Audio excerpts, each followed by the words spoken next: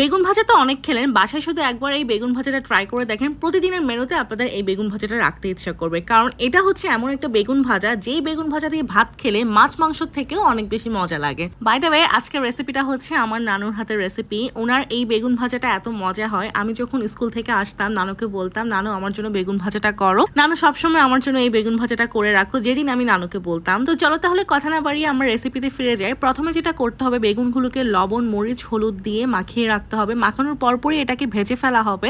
আর মশলাগুলোকে এমন ভাবে মাখাতে হবে যাতে বেগুনের গায়ে ঠিক এভাবে মশলা লেগে থাকে। একটু করে পানিও মিক্সড করতে হবে, তাহলে মশলাগুলো খুব সুন্দরভাবে বেগুনের গায়ে মেখে থাকবে।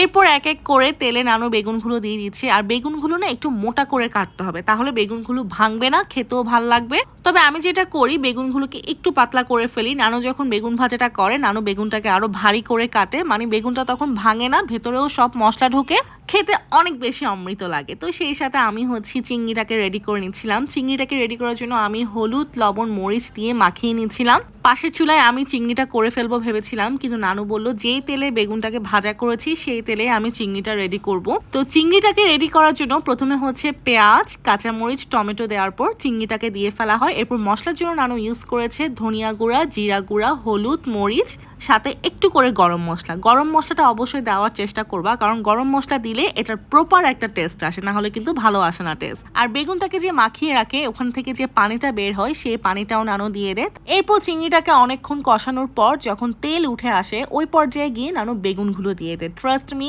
এই বেগুন ভাজাটা তোমরা শুধু বাসায় একবার ট্রাই করে দেখিও। গরম গরম ভাতের সাথে যদি এরকম চিংড়ির বেগুন ভাজা থাকে তাহলে আর কোনো তরকারির প্রয়োজন পড়ে না। আর আমি তো বেগুন খেতে অনেক পছন্দ করি। বেগুনের কোনো গুণ না থাকা সত্ত্বেও বেগুন আমার ভীষণ পছন্দ। আবার অনেকে আছে বেগুন খেতে পছন্দ করে না, কিন্তু ভাই এটা যখন গরম ভাতের সাথে খাবা, তোমার কাছে মনে হবে কিসের গরুর মাংস, কিসের মুরগির মাংস, কিসের মাছ। এই বেগুন ভাজা যদি থাকে সেই দিন আর কোনো তরকারির দিকে তোমাদের তাকাতে ইচ্ছে করবে না, কারণ এই তরকারিটা দিয়ে বেশ 2-3 প্লেট ভাত অনায়াসে খাওয়া যায়। এটা এত মজা।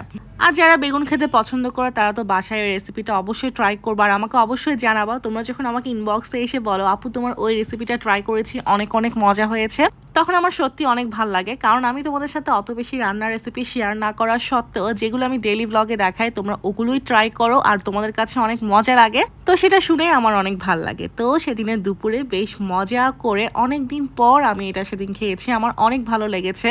প্রায় 1 বছর আগে আমি নানুর হাতের এই বেগুন ভাজাটা দিয়ে ভাত খেয়েছি। আর মা নানিদের রান্না মানেই হচ্ছে ভাই সেরা, ওদের মতো চাইলেও আসলে হওয়া যায় না। তবে আমি চেষ্টা করি নানুর রান্নাগুলো ফলো করার জন্য, কারণ নানু হচ্ছে আমার কাছে সেরা রাঁধুনি। নানুর গরু মাংসের রেসিপিটা অলরেডি দেওয়া আছে, তোমরা যারা দেখোনি দেখে নিও। এই তো আজকের জন্য এতটুকুই, কালকে ডেইলি ব্লগ দিতে পারি। বাই।